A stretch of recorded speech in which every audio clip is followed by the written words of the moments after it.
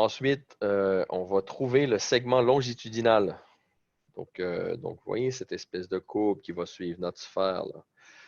Et à partir de cette courbe-là, ben, croyez-le ou non, on va être capable de créer notre grille. Mais ce ne sera pas fini, parce qu'on a un peu de travail rendu là. Et on va devoir grouper les points, hein, parce qu'on va se retrouver avec une quantité, avec une grosse grille. Donc, on va grouper les points et on va finalement placer les familles, parce que ça, c'est un grand classique. Il y a quelqu'un qui nous avait mentionné la semaine dernière, et c'était effectivement un très bon commentaire. À la fin de certaines petites étapes, je prendrai la parole là, pour juste résumer un peu ce qu'on a fait.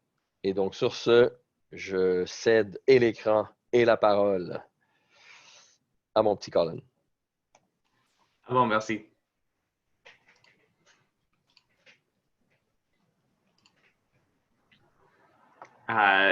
J'ai besoin du permission de partager l'écran.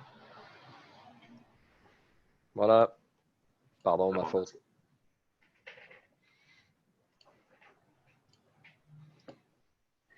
Tadam! D'accord. C'est une sphère. Ça. Je vais commencer avec Dynamo, associé avec ce fichier. La première chose à faire, c'est à trouver les propriétés de la sphère. Donc, on va commencer avec Select Model Element.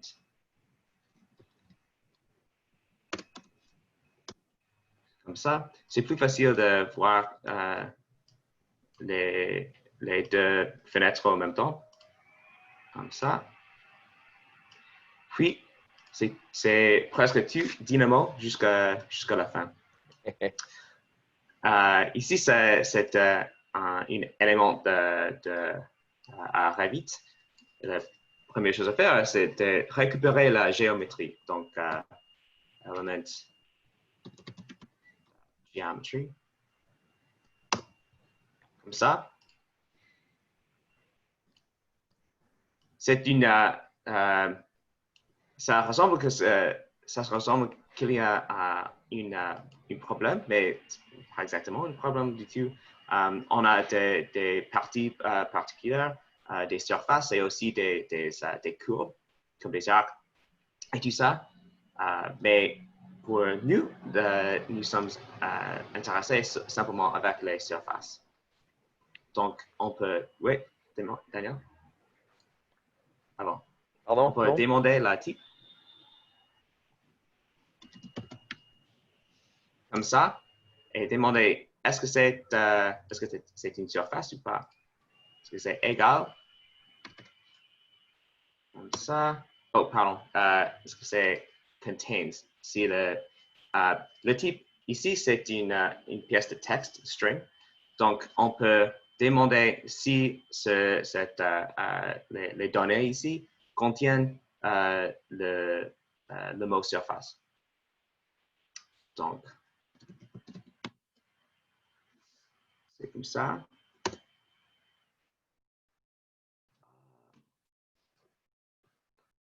Alors, puis on peut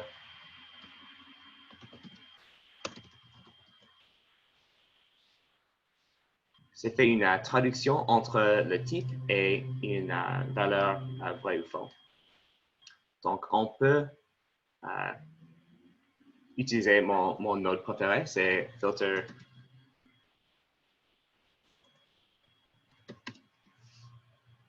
C'est filtrer la liste des objets par des valeurs vraies ou faux. Et enfin, on a simplement les surfaces qui correspondent à in ici. 3 surfaces, on a 2 surfaces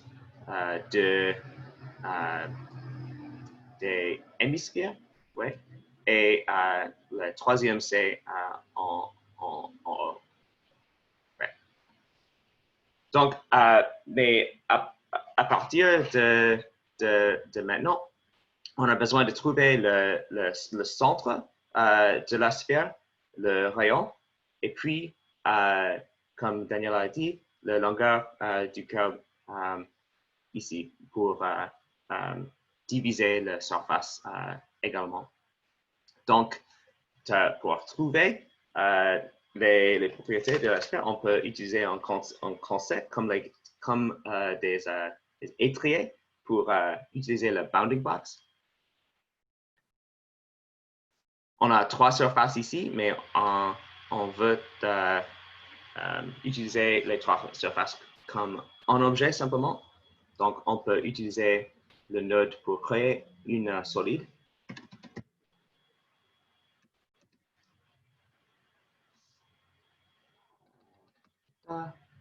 Ce node ici peut utiliser les faces. Et puis, on a simplement un solide. De partir d'ici, on peut créer une bounding box.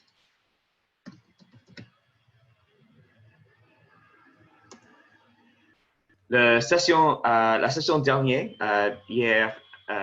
la semaine passée, on a utilisé le node pour le bounding box de ampersand. C'est utile pour le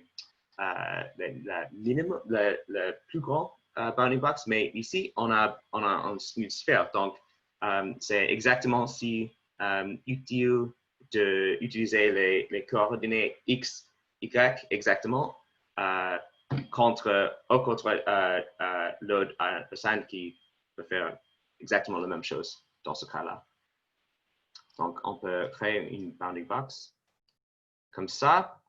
Puis, la raison pour faire cela, c'est de trouver les points minimum et maximum.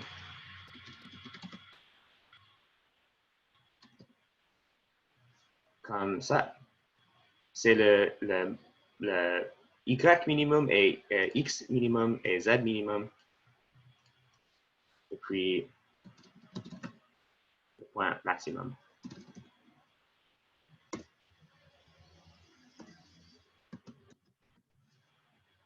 Comme ça.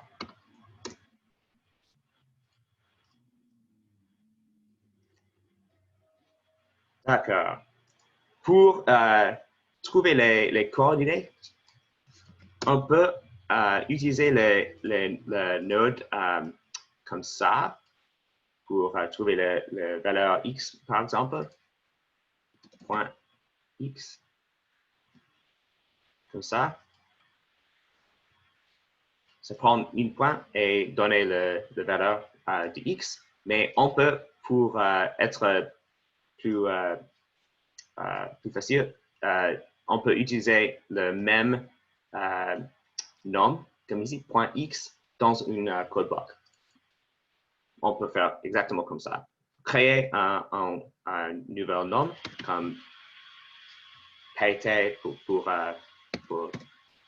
point x, comme ça. C'est plus facile parce que on peut créer un ensemble des informations. Donc, point, pardon, pt, y, puis pt, point z.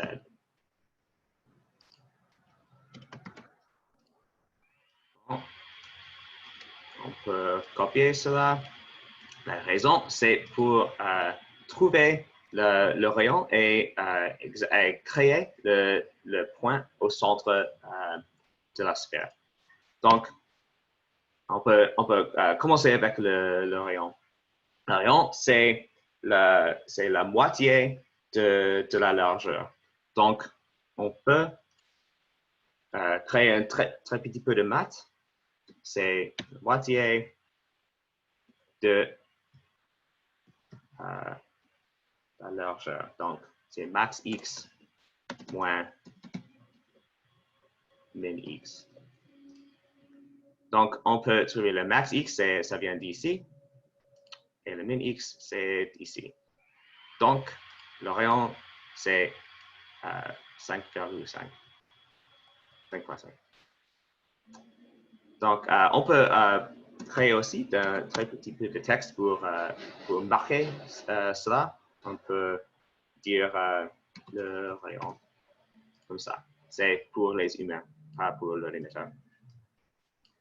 La première étape, c'est de trouver le point exactement au centre de la sphère. Au concept d'utiliser les étriers, c'est de trouver la moyenne de longueur ou de dimension pour X et Y, puis trouver le point Z, qui est la distance, le rayon, moins que l'auteur du bounding box. Donc, tous ensemble, c'est plus facile de faire exactement dans une code block, c'est de faire quelque chose comme ça. C'est la moyenne des valeurs X. Donc, c'est max X, Q, min X, divisé par 2. C'est la même chose pour Y. C'est max Y, plus min Y, divisé par 2. Pour Z, c'est un très petit peu différent. Autrefois, la sphère, c'est coupé quelque part, mais on a l'information de la location du point central en référant le bounding box. Donc, on peut utiliser le max Z moins rayon. Donc, on a toujours faire compléter les choses ici. C'est le max X vient d'ici, min X, max Y, min Y, max Z et le rayon. On a maintenant les coordonnées pour le point central. Donc, point I coordinates. Oh, pardon. C'est avec, j'ai besoin du node avec le troisième donnée.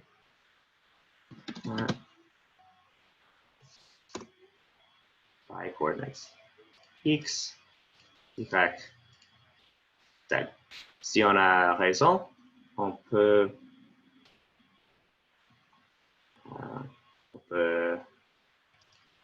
cacher les autres géométries pour voir des nouvelles choses. Donc, masquer est perçu.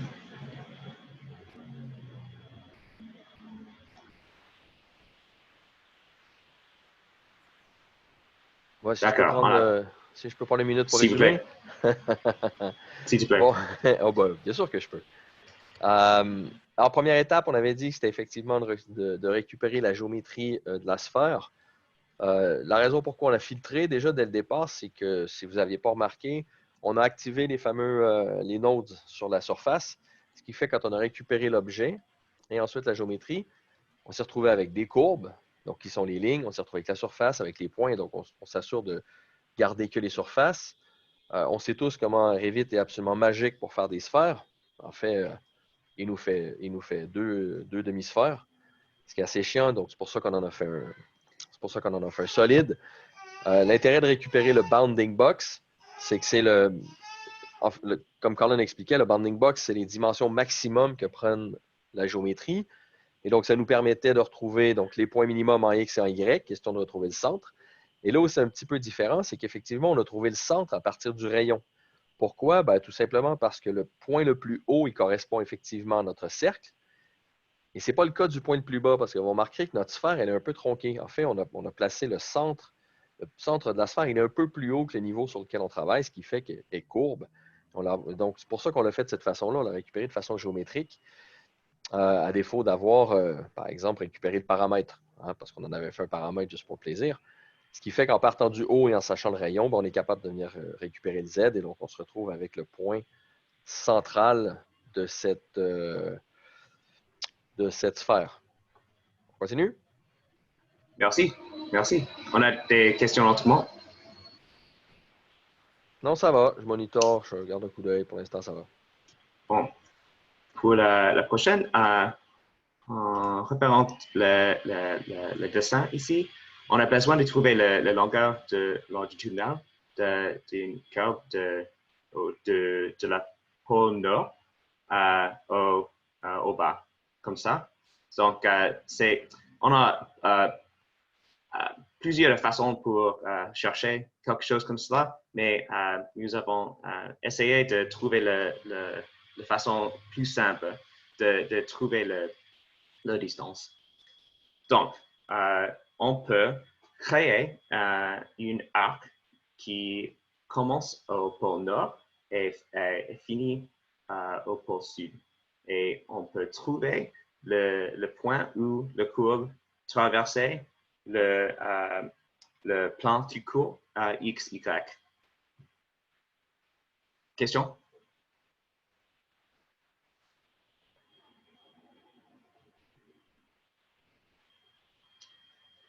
D'accord. Je vais utiliser le node pour créer une arc qui s'appelle arc en utilisant 3 points.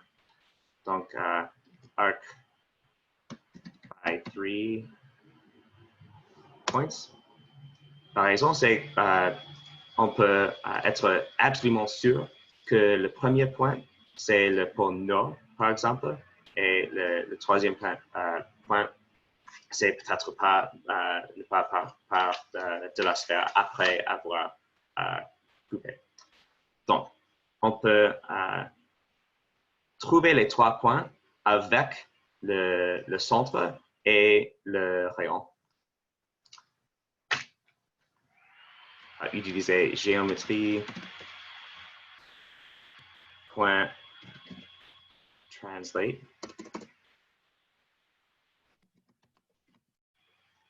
Ça, cette fois, c'est plus facile d'utiliser le node avec les X, Y et Z translation. Donc, on peut bouger la géométrie du centre avec aux distances Z de radius, de rayon. Donc, je peux faire une petite collection des valeurs, rayon, puis moins rayon. Et je vais créer 2 autres papiers.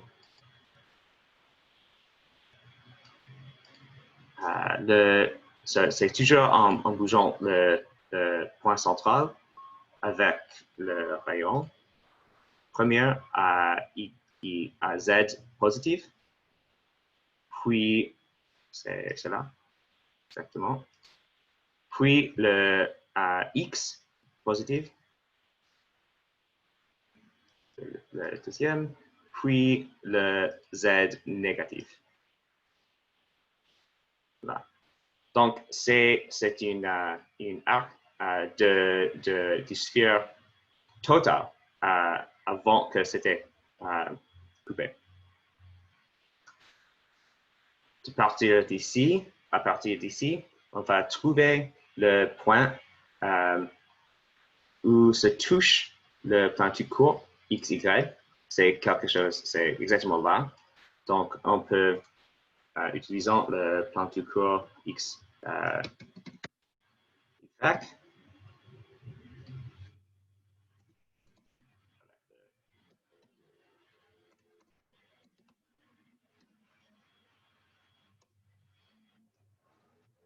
c'est comme ça, et on peut trouver le point comme carrefour entre les deux.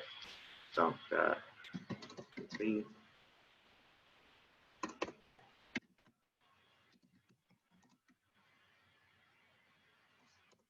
comme ça, entre les deux. C'est un nouveau point là. On a toujours, c'est possible pour avoir plusieurs points. Donc, le node Dynamo toujours nous donne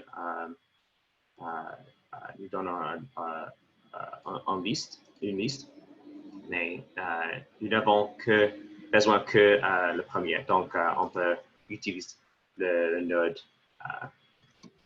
first item pour récupérer le point simplement. C'est spécial parce que on a besoin de trouver la distance entre le point nord et le point niveau là.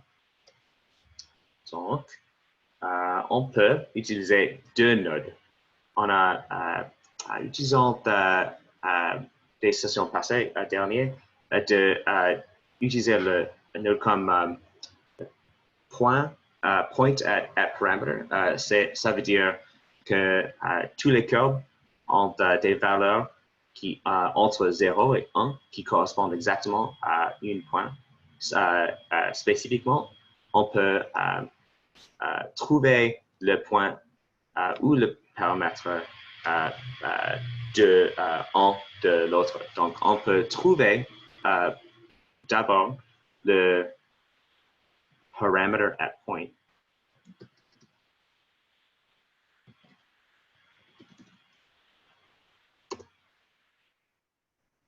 Avec ce courbe-là, en utilisant ce point-là, on a exactement le paramètre. C'est en valeur entre 0 et 1 qui correspond exactement au point là.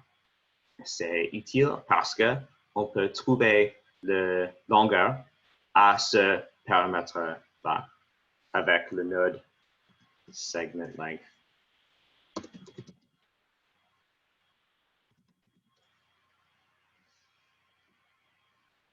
Parameter. Avec ce courbe-là, ce paramètre-là, donc, on sait maintenant que la distance entre le pôle nord et le plafond, c'est exactement 10 mètres plus quelque chose. C'est bon? Ouais, j'en profite pour faire un petit recap. Merci.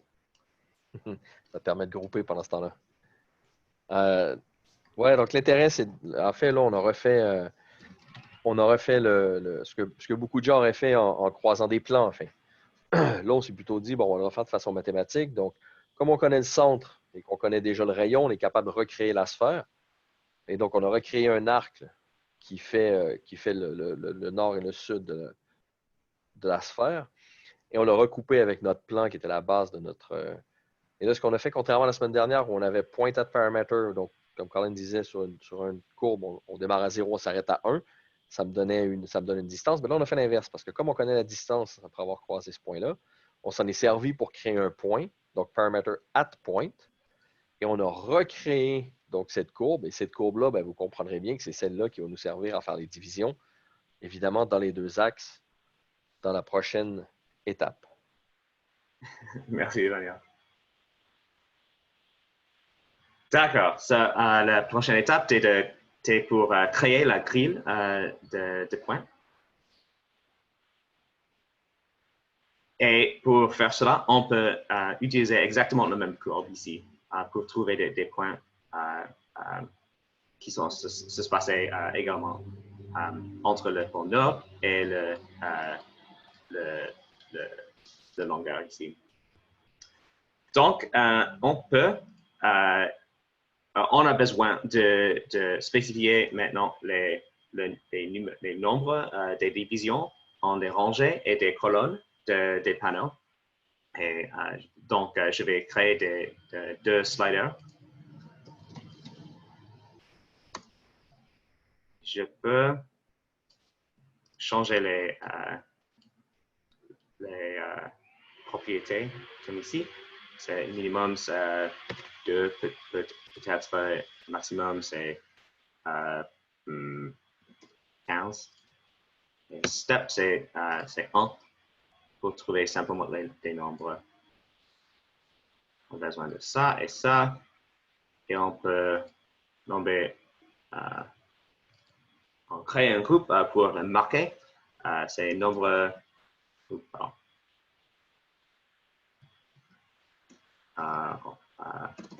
de rangées.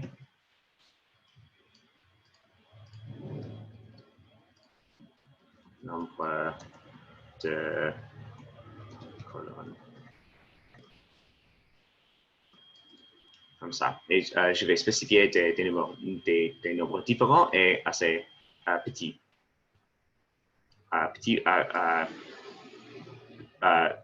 Pour que ça va être plus facile de voir des différences avec les données pendant la construction. D'accord. Bon. Nombre de rangées. Les rangées sont, ça correspond à la courbe ici. Et c'est le point là où on va parler de la logique de la famille panneau. Donc, ici, c'est une explication visuelle de la surface déballée. Donc, on a, par exemple, 2 rangées et 3 colonnes. La famille, c'est une adaptive component qui est placée avec 9 points. C'est la raison pour laquelle c'est pour créer des arcs au périmètre. D'ailleurs, c'est plus facile, je crois, d'avoir ton explication. Ici. Non, mais c'était bien, périmètre, ouais. Yeah. Alors déjà, c'est un choix arbitraire. On a décidé de créer une famille qui utiliserait 9 points. Pourquoi? Parce qu'avec 3 points, on peut relier les 3 points dans une famille de composants adaptatifs pour en faire une courbe. Et donc, un spline qui va épouser parfaitement la courbe des points qu'on va placer. Ensuite, ben voilà, c'est un choix. L'ordre des points dans lesquels on va les placer, c'est aussi, voilà, c'est une bonne idée, on va l'ouvrir. C'est aussi un choix administratif. Donc là, vous voyez, on a 1, 2, 3, 4, 5, 6, 7, 8, 9. L'ordre dans lesquels on les a. Donc, la première rangée, 1, 2, 3. La deuxième rangée, 4, 5, 6. La troisième rangée, 7, 8, 9. Toujours de la gauche vers la droite. Ça, c'est un choix. On aurait pu faire autrement. Il y a plein de discussions. On n'est pas obligé d'avoir 9 points non plus. On peut mesurer les rayons, il n'y a pas de souci. C'est juste que la famille est beaucoup plus complexe à modéliser. Et puis, on a juste une heure de toute façon. Et ça va nous permettre de faire pas mal de list management un peu plus tard dans le process. Si on peut retourner rapidement au PowerPoint, Colin, s'il vous plaît. Oh, merci. Ouais. Voilà, donc ce que vous voyez, en fait, c'est sur une surface quelconque, une surface développée, comme Colin disait. On a 6 panneaux qui vont tous avoir 9 points. On va devoir placer 9 points pour chacun de ces panneaux-là. Vous remarquerez aussi qu'évidemment, il y a des points qui sont communs. Hein, il y en a un qui, le coin en haut à droite du panneau, est exactement le même point que le panneau, le coin en haut à gauche du panneau suivant. Donc, encore une fois, c'est un choix. On a décidé de faire 1, 2, 3, 4, 5, 6, 7, 8, 9 dans cet ordre très précis. Oui, c'est beaucoup plus difficile de faire quelque chose comme ça avec 9 points, pas exactement 4 points, mais la logique, c'est extensible aux autres problèmes comme ça. Sinon, c'est pas drôle. D'accord, donc retourner au fichier. D'accord, donc on sait le nombre de rangées, le nombre de points, c'est toujours 2 fois le numéro de rangées plus 1. Plus 1 pour le but ici. 2 rangées, 4 plus 1, c'est 5 ici. Donc, le nombre de rangées, ça correspond au nombre points. Oh, pardon. C'est simplement le texte pour moi. Nombre de points, c'est toujours le nombre rangé. C'est 2 fois plus 1.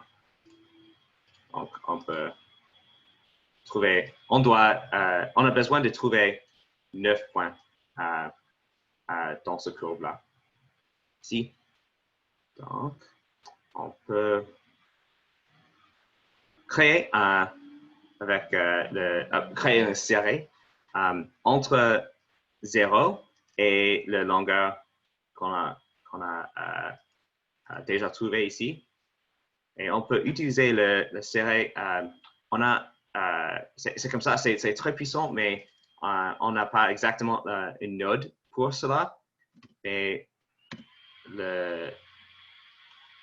la formule, c'est de spécifier le début, puis fin, puis le nombre des éléments entre les deux. C'est comme ça. On peut commencer avec 0. 0, c'est toujours le pôle nord. C'est à cause de la façon avec laquelle nous avons créé la courbe. Puis, le fin, c'est la longueur longitudinale. Longitudinale. Puis, le symbole là, nom point. Donc, on peut commencer avec longitudinal et nom point. C'est créer une série entre 0 et cette longueur. On peut utiliser les distances, là, les segment lengths, pour trouver les points sur courbe. Donc, on peut utiliser le node point at segment length. Si je vais ici. Point at segment length. D'accord, donc on peut retrouver le courbe, l'arc, ici. Et en utilisant les longueurs là, on a le début des rangées des points. C'est une colonne simplement des points sur la sphère.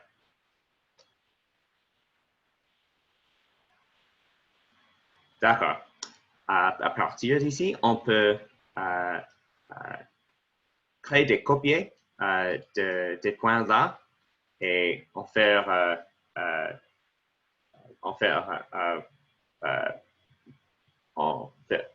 rotation autour de l'axe central avec géométrie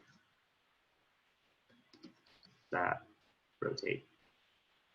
Et on a deux choix ici. C'est plus facile pour nous de spécifier le plan du cours et puis les degrés. Donc, on commence avec la géométrie. Le plan du cours, ça vient du centre de la sphère. Nous avons de chance que c'est exactement à l'origine en X et Y, mais ce n'est pas toujours le cas. On peut être très précis et créer une plan du cours avec plane.by origin formal. Ça veut dire on peut créer un plan du cours à une point là avec le normal, c'est le vecteur à direction Z. C'est déjà le défaut. Et on peut utiliser encore le centre de la sphère. Et c'est le anticorps. Puis, on a besoin de trouver les degrés pour créer les colonnes de points. Le nombre des points, c'est exactement la même façon pour trouver cela, de trouver le nombre des points pour les ranger. On a, par exemple, ici, 3 colonnes de panneaux. Donc, on a 2 fois 3 plus 1 points de trouver dans la grille. comme un fil, pardon. Donc, on peut utiliser presque les mêmes deux nodes ici, mais pour les colonnes, pas pour les rangées. Nombre point, c'est nombre colonne. Et pour new, c'est pas le longitudinal qui est important, c'est 0 degré entre 360 degrés comme ça. Et maintenant, on s'est créé une liste qui commence à 0 et fin à 360.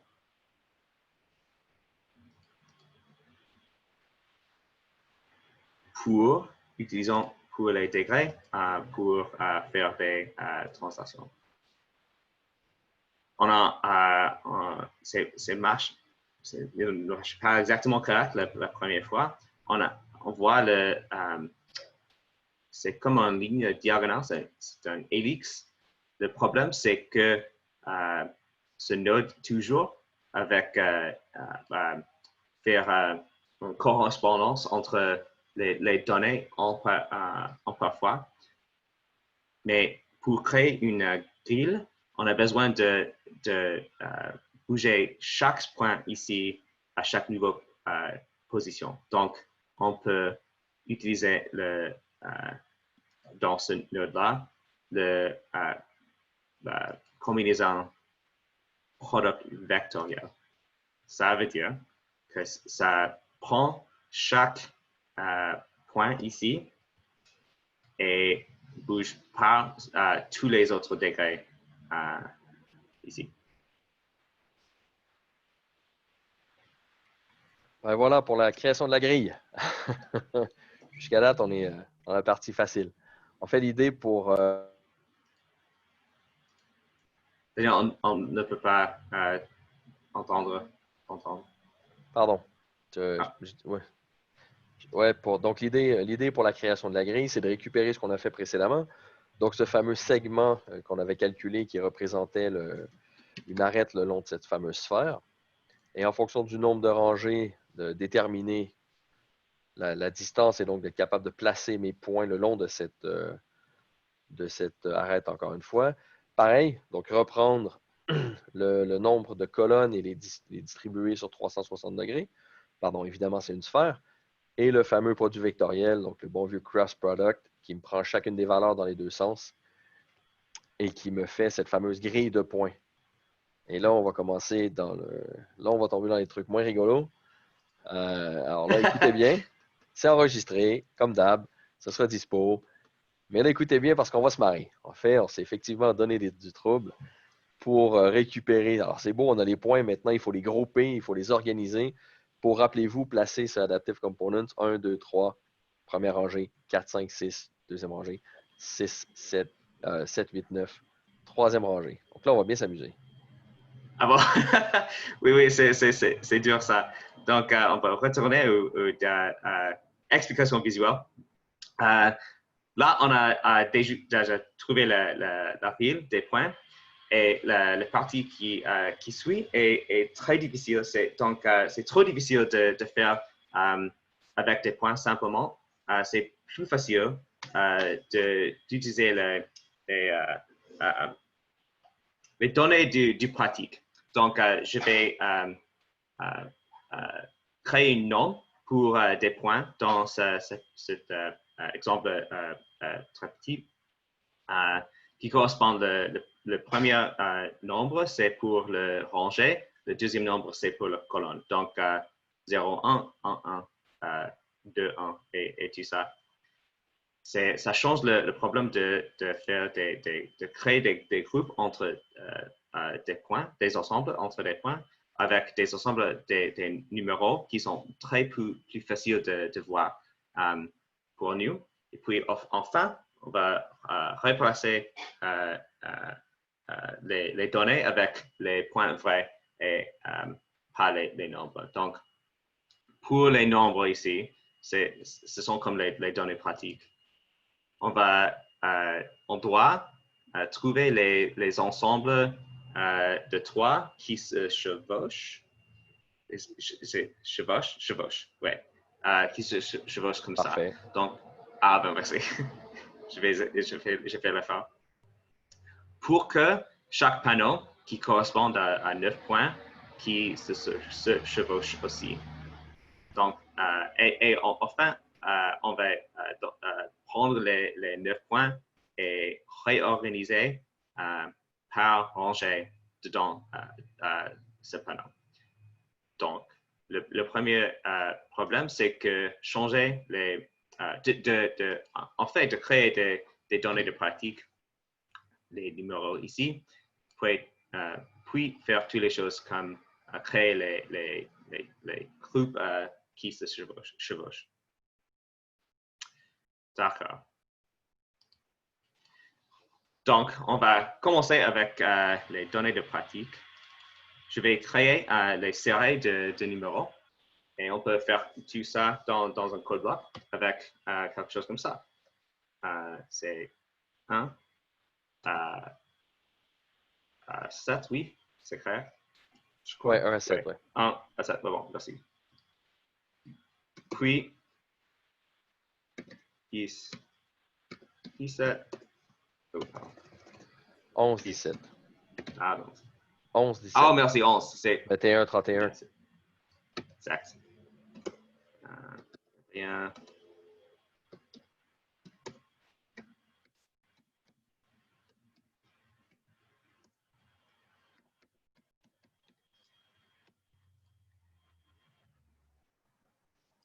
Maintenant, nous avons une liste avec 2 dimensions, exactement comme les points, mais la différence, c'est qu'on peut voir la différence entre les données spécifiques. Donc, on peut commencer avec ça. Et une autre fois, les données de pratique, je vais spécifier avec cette information ici. On a exactement 2 rangées et 3 colonnes. Donc, je vais dire ça aussi. Donc, rangée. Comme rangée, c'est 2 nombres de colonnes. 3. D'accord. Et je vais créer aussi une node pour récupérer les 2 pièces d'information. C'est plus facile enfin quand on va réassocier la logique ici avec la logique vraie. Donc, je vais faire quelque chose comme ça. Nom rangé. Puis nom colonne. Comme ça. Pour que je peux remplacer les deux pièces d'information ici. D'accord. C'est le début. Ici, on a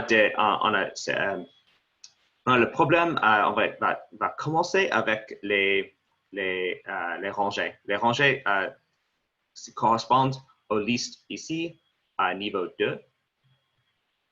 Et donc, on peut commencer par créer des groupes, des ensembles qui se chevauchent. 1, 2, 3, puis 3, 4, 5, puis 5, 6, 7. Donc, on peut utiliser un node un peu pas connu, mais c'est très puissant. C'est list.sublist. Ça marche comme ça. On prend la liste. Et la liste, c'est où ça? C'est au niveau 2. C'est à cause qu'on a besoin de trouver, agir sur chaque rangée uniquement. Donc, on peut utiliser des niveaux en commençant à niveau 2. Et les ranges, c'est une notation exactement comme ça. On a besoin de 0, 1, 2. C'est le numéro des index ici. Donc, c'est 0 à 2. 0, 1, 2. Puis, le offset, chaque fois, chaque nouveau liste va commencer en chaque deux valeurs. Donc, on peut faire exactement comme ça. Et le résultat, c'est, c'est presque là. Avec ce liste-là, on a créé des nouveaux listes. 1, 2, 3, puis 3, 4, 5, puis 5, 6, 7. C'est bon, mais on a un problème on a une liste à la fin qui n'était pas utile. C'est bon? C'est bon? Ouais, pour l'instant, ça va. OK, merci. D'accord. Avant que nous continuions, c'est nécessaire d'éviter le problème avec le petit valeur ici. C'est correct, mais ce n'était pas correct. Donc, une façon pour faire cela, c'est en utilisant le node list.takeItems. Ça va prendre les premiers numéros de choses par liste. Donc, on va utiliser la liste exactement au niveau 3, parce que cette liste ici, de laquelle on veut prendre les premières 3 choses. 3, je sais le numéro parce que c'est toujours le même numéro de liste valide que le nombre des colonnes. Donc, on peut faire cela et utilisons au niveau 3, comme ça, niveau 3, et on a exactement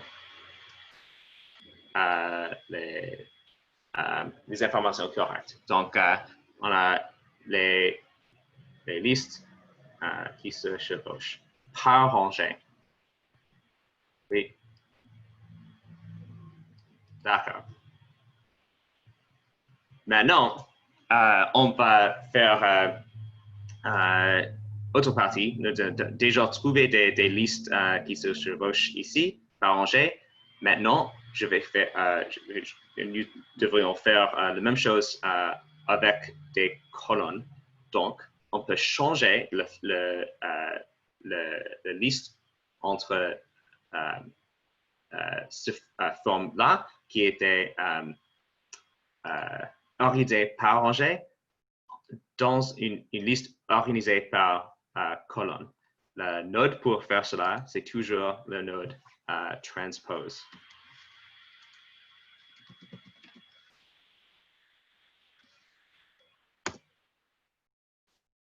D'accord. C'est organisé par des rangées. Maintenant, les mêmes informations organisées par des colonnes. On peut si je peux me permettre d'attirer l'attention sur un truc, s'il te plaît. Si vous avez remarqué, à l'index 0, on vient de retrouver nos 1, 11, 21, 31. Si vous vous souvenez du début, là. Si ça commence à peut prendre forme dans votre tête, là. Merci. Donc, on peut voir ici, nous sommes presque là. On a les groupes 1, 2, 3, puis le rangé prochain, 11, 12, 13, rangé prochain, 21, 22, 23. C'est presque comme ça, mais pas exactement encore. On a besoin de trouver maintenant la liste qui se chevauche aux directions colonna. D'accord.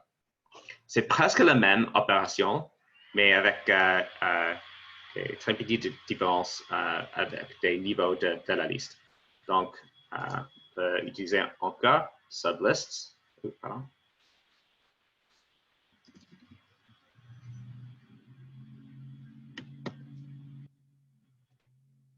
Ici.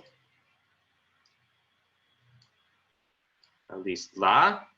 Mais la liste sublist, les petites listes, c'est au niveau exactement 3.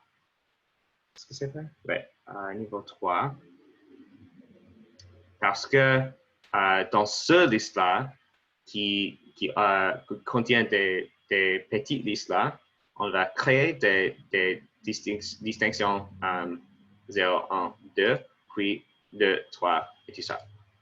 Les rangées et les offsets, c'est exactement le même. Et puis offset 2, niveau 3. Si on a raison. D'accord. Ce que nous avons fait, c'est de créer un niveau de hiérarchie. C'est hiérarchie, merci. Voilà. On a trouvé des groupes, des ensembles de données exactement par panneau. Donc, qui se chevauchent aussi. Avec 21, 22, 23, puis recommencer ici. C'est exactement ce que nous avons besoin. Donc, c'est comme des groupes exactement comme ça, avec qui se chevauchent là. Mais, comme avant, on a le problème avec la dernière pièce d'information qui n'était pas utile. C'est à cause de l'opération de node là. Donc, on doit faire une autre fois list.takeItems.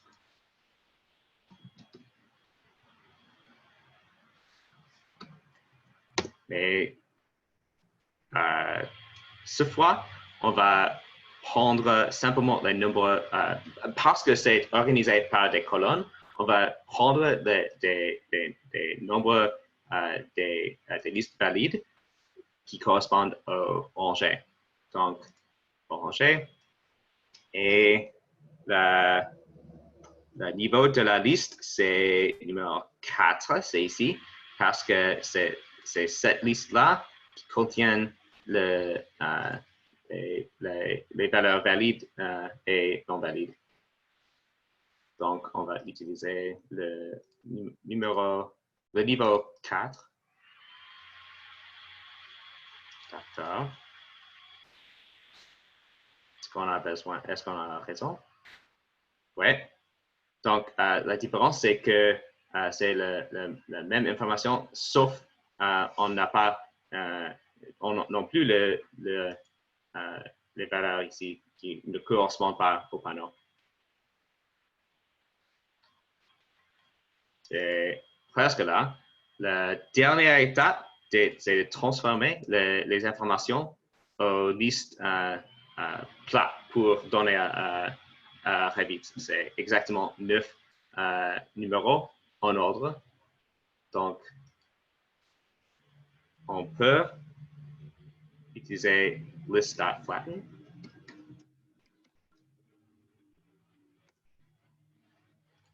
Au niveau exactement là. Donc, parce que, pardon, le niveau 3, ça correspond exactement au panneau.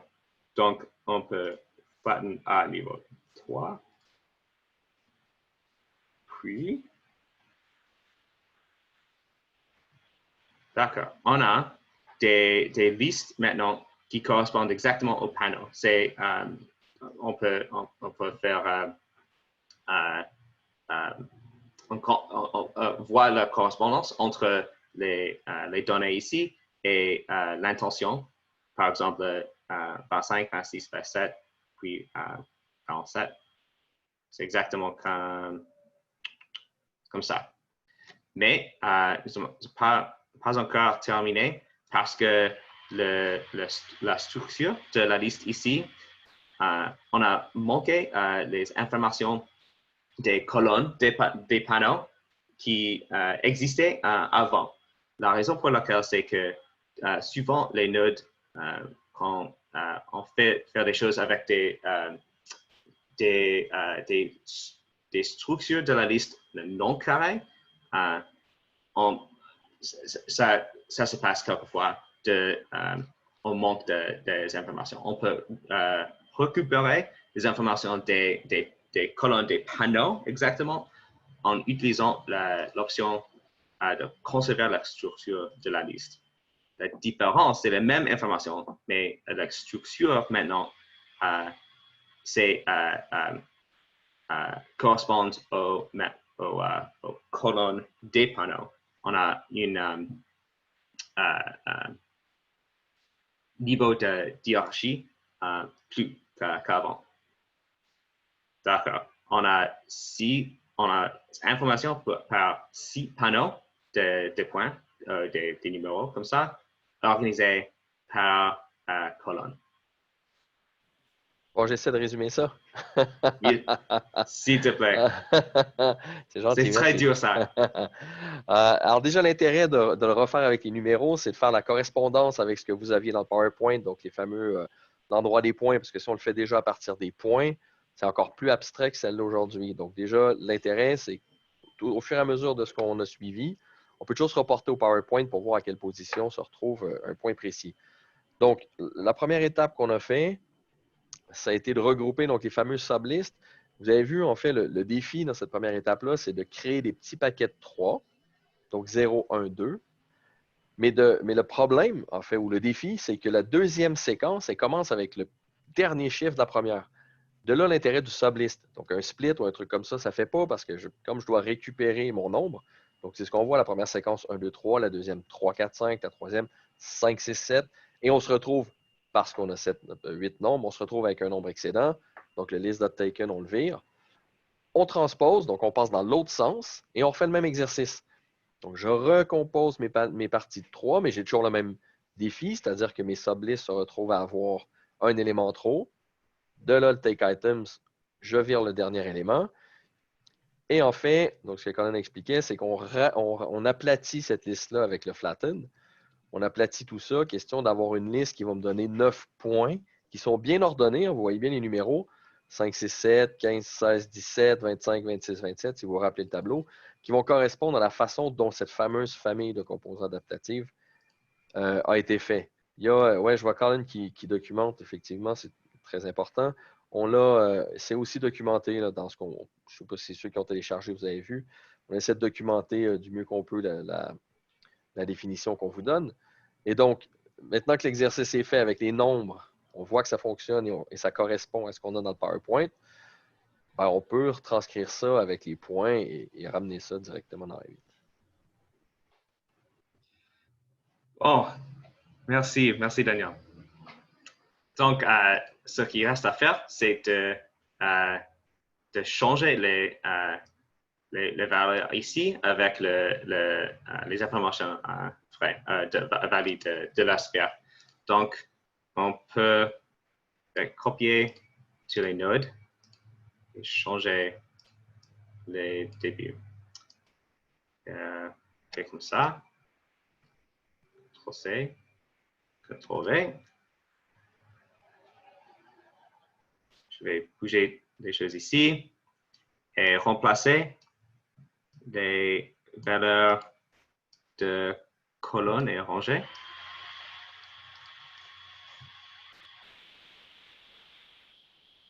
Donc, nom rangé, c'est là.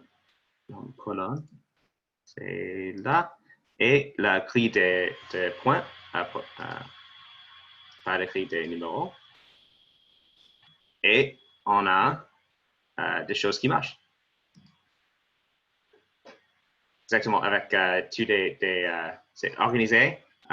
Chaque liste de 9 points contient des 9 points pour chaque instance d'une famille à Revit. Et chaque liste en plus haut, un niveau plus haut, c'est organisé par colonne. D'accord. Maintenant, nous avons un très petit peu de problème. C'est que la sphère n'est pas exactement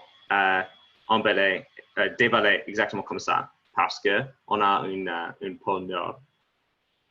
Le problème, c'est que tous les panneaux au rangé premier, comme ça, n'ont pas un edge, en haut, mais c'est une pointe. Oui, voilà. En fait, on se retrouve sur la première série, on se retrouve non pas à avoir des rectangles, mais à avoir un triangle. Ouais. J'extrapole, mais voilà. Ah, merci. C'est triangle, exactement. On peut voir les conséquences de cela dans les points ici. Une autre fois, les panneaux sont organisés par des colonnes. Donc, le premier panneau, c'est toujours le première série qui est surtout le pôle nord. On voit les différences entre les deux, par exemple.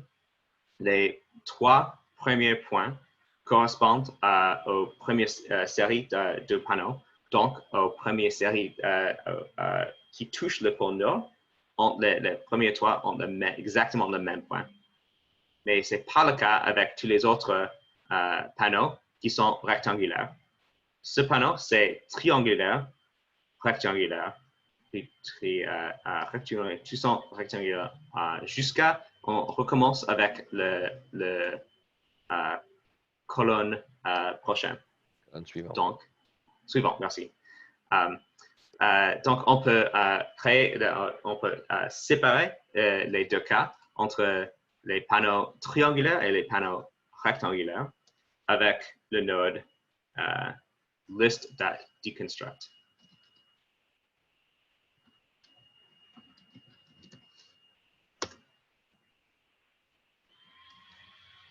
Le niveau de la liste ça correspond pas la liste entière qui est tous les panneaux, mais par colonne, on peut séparer les premières données des autres panneaux.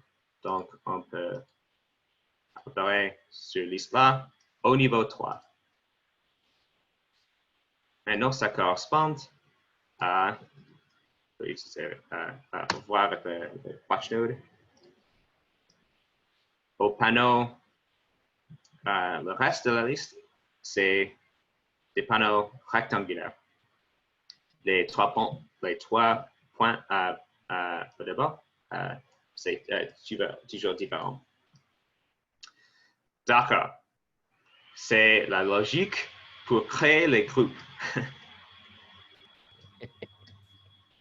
C'est la plus difficile. Les groupes de points. Et maintenant, c'est l'heure pour la magique de donner les informations à Reddit. Donc, on peut utiliser le node adaptive component by points. Et on peut spécifier le type de famille.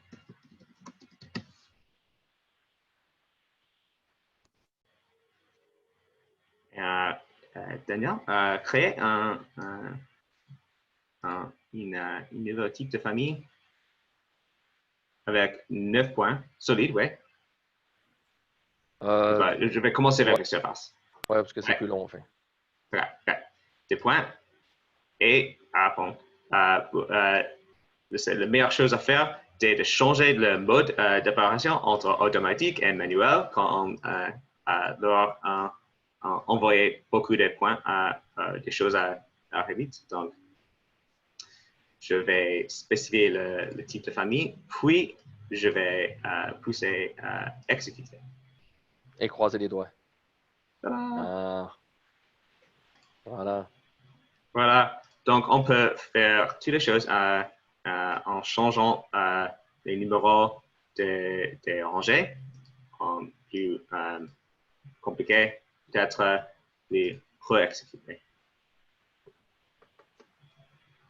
Et le cas des nodes triangulaires en haut, c'est moins un petit peu plus compliqué à cause de Revit, mais c'est exactement ça.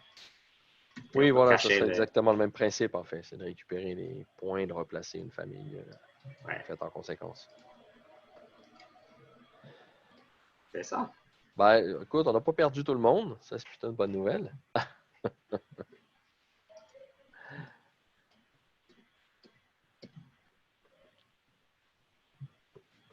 Voilà. Bon, on met tout ça en téléchargement le plus rapidement possible. Je ne vous promets pas que ce sera demain, mais le plus rapidement possible.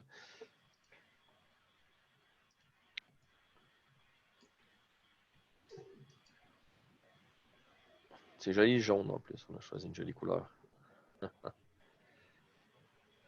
Bon, comme je vous disais au tout début, ben, on va prendre une pause. On va prendre une pause de nos rencontres hebdomadaires, très tristement, mais bon, c'est la vie, c'est pas pour des mauvaises nouvelles en plus.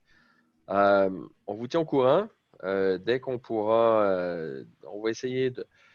On a discuté un peu, on va essayer de ne pas être trop long, mais on se dit, bon, dès qu'on pourra, on vous tient au courant, évidemment. Donc, tous ceux qui sont inscrits, qui ont participé, qui nous ont supportés, on va vous recevoir un petit mail. Sinon, ben, comme d'hab, on l'a mis sur LinkedIn, vous les retrouverez sur LinkedIn.